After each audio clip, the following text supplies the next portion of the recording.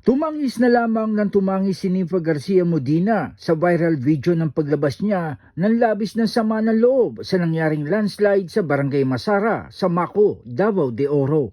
Kabilang kasi ang kanyang kapatid na si Chone Garcia sa halos 100 na nasawi sa trahedya na naganap nung gabi na nakaraang Pebrero 6.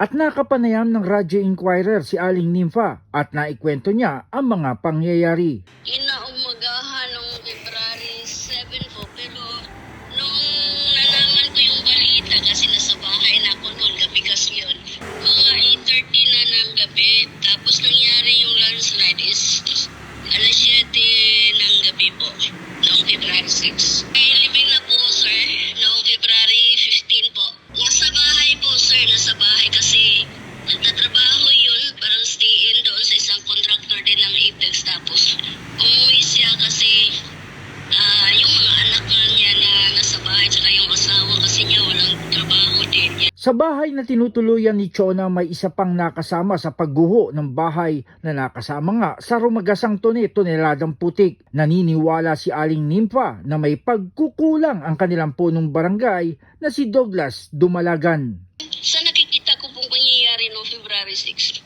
talagang magtuturo ko yung kapitan ng Masara kasi at the time na nangyari yun, may mga sign na, may mga nauna na paggalaw ng lupa.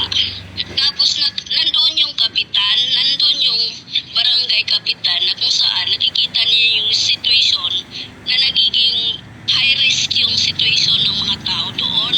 Kasi nagsasad pa yung kapatid ko na talagang noong February 5, ng hapon, nagchat-chat siya na gumagalaw yung lupa doon sa may landslide talaga.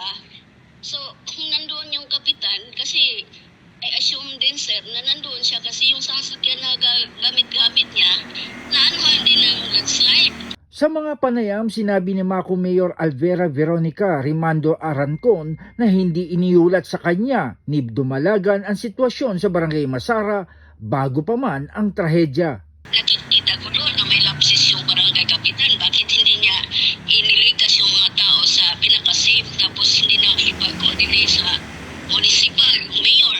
Umaasa na lamang si Aling Nympha, gayon din ang mga naulila ng halos 100 nasawi sa trahedya na mabibigyan sila ng hustisya at tulong.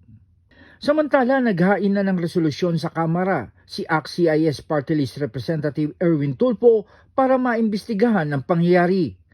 Nais ni Tulfo na mabigyan linaw kung bakit may mga nakatira sa lugar na sa kabila na ito ay no-build zone na. Panukala tayo na isang batas ay resolution para magkaroon po ng babaguhin namin ngayong hapon, motu proprio investigation, inquiry doon po sa mga namatay kasi hanapin natin sino pong may responsibilidad dahil no build zone po yon, dapat wala po nakatira doon.